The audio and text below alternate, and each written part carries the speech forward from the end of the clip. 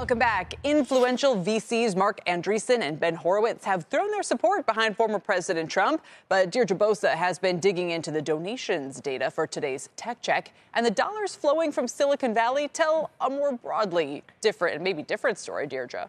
Yeah, Callie, don't let that loud tech Trump camp fool you. Silicon Valley is still overwhelmingly blue. Public data from OpenSecrets.org shows that most of the donations from employees at Microsoft, Meta, Apple, Amazon, and Alphabet are going to the Dems, 80 to 90% of all dollars, in fact. An interesting and surprising contrast from the 2016 race when Trump was rising the Republican ranks. Back then, it was way more split, with Microsoft seeing nearly half of its donation dollars going to the Republican Party, Meta more than 30%. Even Google parent Alphabet saw more than a quarter of all donations go to the GOP. Remember also that Trump was very controversial when he was elected, and he may have actually driven tech support out of the Republican Party. A key difference between then and now is that supporting Trump has become more normalized in tech. Meanwhile, of course, we're still early in the election cycle. Calls for President Biden to exit the race are intensifying.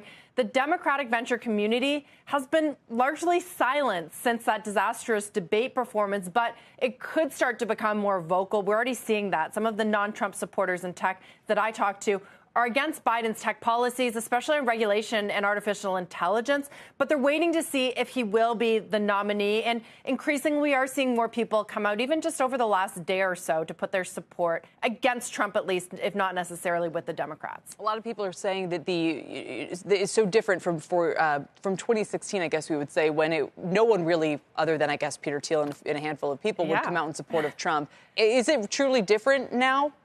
Truly, truly different. I mean, it's hard to overstate that. Back in 2016, the then Intel CEO was going to hold or planned to hold a fundraiser for Trump, and he was basically under so much pressure that he canceled it. And Thiel was really seen as this pariah. So it has certainly become more acceptable, and also it kind of falls in line with this sort of anti-establishment or independent thinking that some VCs like to identify with. And you're just seeing a whole lot more come out vocally for Trump, which is kind of leading the other side, some that are against Trump, to just be a little more quieter about it. But that certainly could be changing. Does it tell us something more broadly about the state of politics, either in Silicon Valley or even in California?